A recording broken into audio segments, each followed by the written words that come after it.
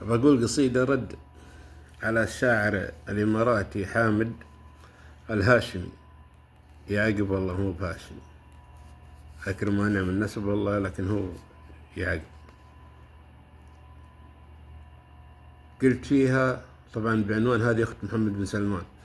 قلت فيها: أنا من السعودية وافتخر إني منها، أنا من السعودية وافتخر إني منها، الأرض اللي مواطنها ما يعرف الظلم والجور، بلاد حماها الله وأبو فهد حاكمها، كعبة المظيوم ديرتي على مر العصور. أنا من السعودية وافتخر إني منها، الأرض اللي مواطنها ما يعرف الظلم والجور، بلاد حماها الله وأبو فهد حاكمها، كعبة المظيوم ديرتي على مر العصور. يا حامد أنت تراك للمرأة السعودية جاهلها، تعطر أجواء منك لا باعت عطور، يخسي شاربك ولا البنت السعودية الكل عارفها، وحرام فيك الكلام وحتى لطمة الصرصور. يا حامد أنت تراك للمرأة السعودية جاهلها، تعطر الأجواء منك لا باعت عطور، يخسي شاربك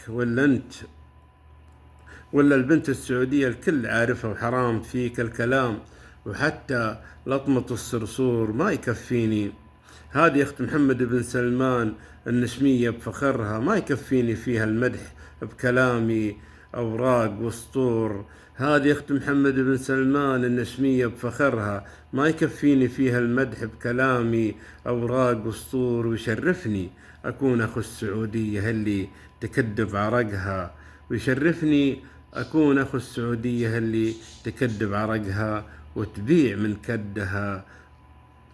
من كدها وتعبها على الناس العطور، وتبيع من كدها وتعبها على الناس العطور.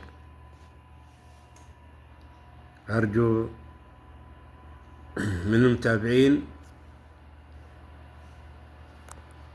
اللايكات لكن حامد المهاشمي والله ليندم، وأنا متوقع أنه ندم أساسا، عشان يعرف أن السعوديات وراهم رجال، والله هم أخوات رجال وعصابة راس. السلام عليكم.